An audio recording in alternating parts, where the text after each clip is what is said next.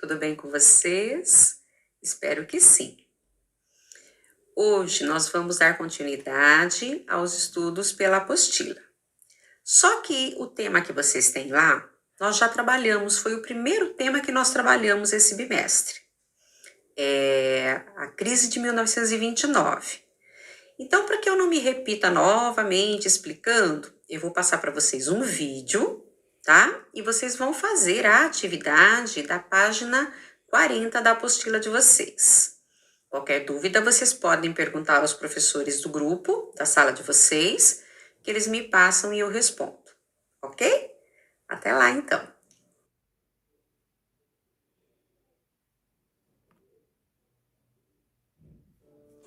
A crise de 1929 pode ser analisada de duas formas, uma baseando-se na instabilidade do capitalismo e outra baseando-se na sua estabilidade. A primeira que veremos é a análise com base na instabilidade.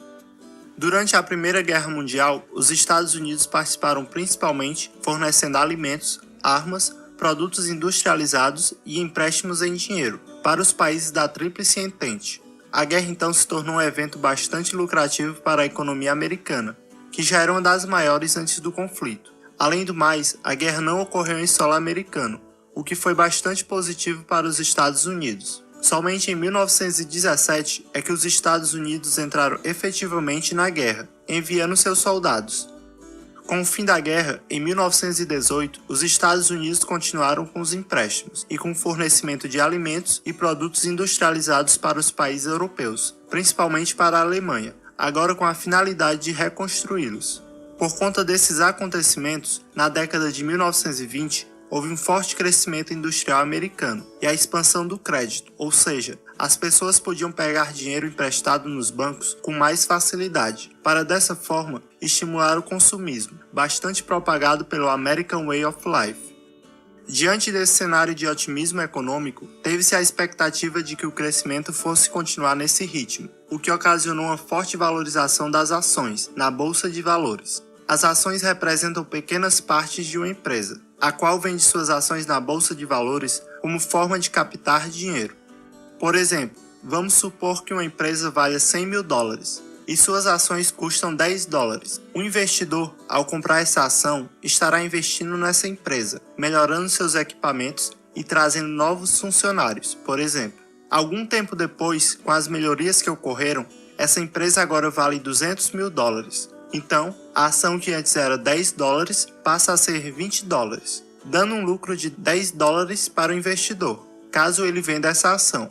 Foi dessa forma que os americanos, ao verem as ações das empresas valendo cada vez mais, passaram a investir na compra e venda de ações. Porém, esses valores eram mera especulação, ou seja, não correspondiam ao valor real da empresa. Esses valores elevados das ações eram devido ao otimismo de crescimento econômico que havia naquele momento. Era como se os preços das ações aumentassem sem que o valor da empresa também aumentasse. Aos poucos, os europeus foram se recuperando dos prejuízos causados pela guerra.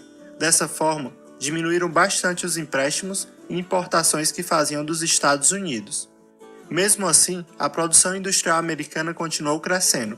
Porém, os salários não aumentaram na mesma proporção que a produtividade industrial. Dessa forma, começou a haver uma superprodução. Os Estados Unidos não estavam mais exportando tanto para a Europa e o próprio consumo interno não acompanhava o nível de produção, principalmente por conta do poder aquisitivo não acompanhar o crescimento industrial.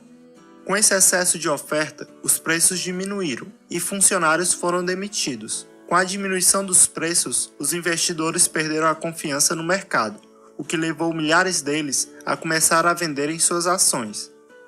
Em 24 de outubro de 1929, houve a quebra da Bolsa de Valores. Os preços das ações caíram tanto que os investidores tentavam vender suas ações por preços baixíssimos, ou nem sequer conseguiam mais vender, justamente porque muitas dessas ações eram fruto da especulação financeira. Várias indústrias e bancos foram à falência, deixando milhares de pessoas desempregadas. Vários países que dependiam da economia americana também sofreram com a crise. Uma exceção foi a União Soviética, que se isolou com seu socialismo. Em 1929, o presidente dos Estados Unidos era o republicano Herbert Hoover, um defensor do liberalismo econômico, ou seja, da não intervenção do Estado na economia. As medidas adotadas por Hoover para acabar com a crise foram insuficientes e ineficazes. Por exemplo, anunciou a redução de impostos para tentar manter o poder de compra das pessoas. Nas eleições de 1932, Hoover foi derrotado pelo democrata Franklin Delano Roosevelt, o qual implementou o New Deal como forma de conter a crise. O New Deal foi um conjunto de medidas econômicas e sociais adotadas entre 1933 a 1937, baseadas no pensamento do economista John Keynes, em que basicamente o Estado passaria a intervir na economia, controlando a produção industrial e agrícola. As principais medidas do New Deal foram investimento na construção de obras públicas com a finalidade de gerar mais empregos, controle da emissão de moeda, juntamente com a desvalorização do dólar, para favorecer as exportações, criação da previdência social e redução da jornada de trabalho para 8 horas diárias. Com a redução da jornada diária, as empresas precisariam de mais funcionários, o que aumentaria as contratações. O New Deal conseguiu alguns resultados positivos, porém, os Estados Unidos só conseguem superar a crise com a chegada da Segunda Guerra Mundial, principalmente por conta do alistamento militar ter diminuído o desemprego. A análise da crise baseando-se na estabilidade do capitalismo mostra que crises são normais no sistema capitalista, mas elas são passageiras, desde que o Estado não interfira. Por exemplo, em 1921 houve uma forte crise na economia americana, mas em 1923 já havia sido superada, devido à não interferência do Estado. Por esse lado, vejamos a análise da crise de 1929. Em 1913, foi criado o Banco Central dos Estados Unidos. Ele é quem controlava todos os outros bancos do país. O governo, visando acelerar a economia, adotou na década de 1920 medidas para inflacionar a moeda, ou seja, aumentar sua emissão. Quanto mais moeda, menor seriam as taxas de juros. Assim, maior seria a facilidade para empresas e pessoas pegarem empréstimos. As empresas, ao pegarem empréstimos para investir em seus projetos, fez com que a economia e o consumo crescessem, pois mais empregos foram gerados. Porém, o Banco Central, controlando a oferta monetária, acabou desestabilizando a economia, que deveria se autorregular. Foi dessa forma que o governo, ao tentar frear os altos índices de inflação, acaba subindo os juros. As empresas que pegaram empréstimos, agora com juros altos, começam a demitir funcionários ou a entrar em falência, por não terem condições de pagar os empréstimos. Para essa análise, o New Deal, mesmo criando empregos, também acabou com vários empregos já existentes, devido ao aumento de impostos para financiar as medidas desse plano. O que levou ao fim da crise de 1929 para essa análise foram os cortes de gastos do governo depois da Segunda Guerra Mundial.